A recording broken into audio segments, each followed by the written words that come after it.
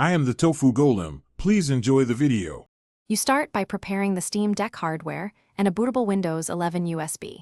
You should back up Steam OS and saves first, then create a Windows 11 installer using Rufus or Media Creation Tool on an 8+ GB drive.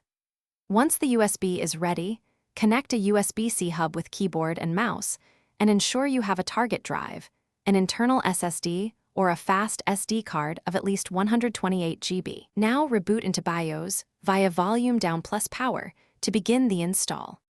Once Windows setup starts, choose Custom Install so you can select the correct target drive. Make sure you do not overwrite Steam OS if you want dual boot. You'll create or format the partition on the SSD or SD card and proceed with Windows installation. After the first boot, install Steam Deck drivers, GPU, audio, touchpad, and controller drivers in that order to enable performance and inputs.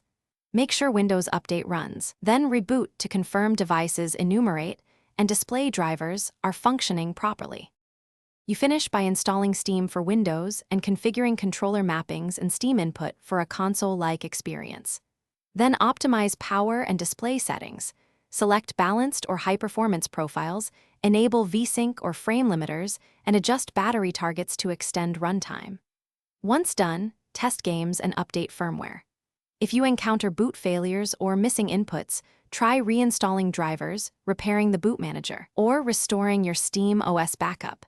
Make sure you have recovery media ready so you can recover.